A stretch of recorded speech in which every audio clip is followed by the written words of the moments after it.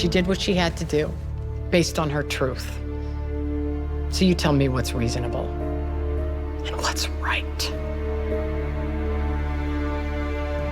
We've got double the law, double the order, and double the Olivia Benson this week as Liv clashes with ADA Nolan Price in a hell of a Law and Order crossover episode before taking on a powerful judge in a decades-old case on SVU. That's your defense?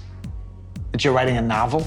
So let's talk about both episodes, Law and Order Season 24, SVU Season 26, both episodes 2. I'm Anna Rumor, and this is Pop Culture Social Call. The crossover episode of Law & Order kicks off when the creator of an AI boyfriend app named Tyler turns up dead. Now that's bizarre enough. I'm not surprised Benson gets involved. Now lots of people have a reason to want Tyler dead, including one guy whose fiance left him for the fake app boyfriend. But ultimately, Riley and Shaw get an eyewitness who leads them to a woman named Laura. Is it front or back? This is a new one.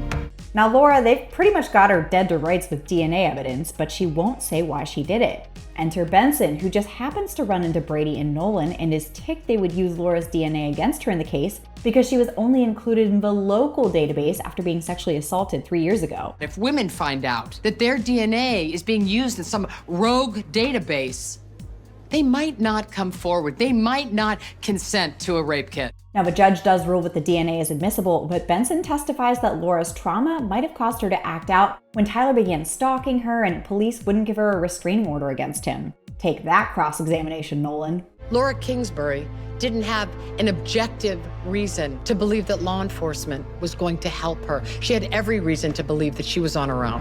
Nolan and Benson are on opposite sides of this case all the way to the end, as Benson pushes for the DA's office to give Laura a deal, and he doesn't want to. Laura was the victim of a terrible crime, but you don't get to shoot somebody who's got a crush on you. I agree. Until he sees this. How could they possibly have gotten that idea?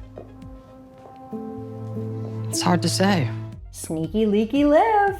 But Laura doesn't want a plea deal, and when Nolan gives his closing statement, he reminds the jury that she did kill someone. So Laura is ultimately found guilty of second-degree murder. Benson might have lost the battle, but she did win the war because Nolan tells her at the end that the NYPD will no longer be using the local DNA database with victims' info in it. At the press conference, we'd like you to be there. Yeah. I'll be there. I'll chalk that up as a Benson win, but her next case on SVU is a doozy as it dates back 20 years. Our victim Maggie has had a tough go of it and she struggles with alcohol addiction as an adult, but when she's cleaning out her parents' basement, she finds a journal detailing the abuse of an 8-year-old girl she immediately recognizes as being in her stepfather's handwriting. I think I was abused when I was 8 years old. Tough enough, but even tougher because her stepdad is a powerful and respected judge and her family is taking his side. Oh, and she doesn't fully remember the abuse. Carisi was reluctant to prosecute, but when the cops are able to get some DNA off of Maggie's old nightgown, it's time to take this judge down. You do not try to whack a guy like Judge Andrews until you have enough to do it in broad daylight.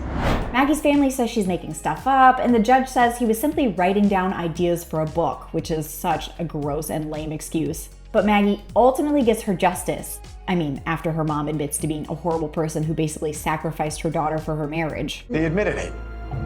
And you just stayed married to him. No, I made sure that it would not happen again. By having him write it down? Every detail. As what? Some sort of sick collateral? Now, I said if he ever did it again, I would go straight to the police. Why didn't you go to the police the first time? I've got the heebie-jeebies, and that's classic Law and Order. What'd you think of this week's crossover episode and a classic SVU episode? Let me know in the comments. Like and subscribe while you're there, and head over to popculture.com for the latest in entertainment news. Until next time, I'm Anna Rumor, and this is Pop Culture Social Call.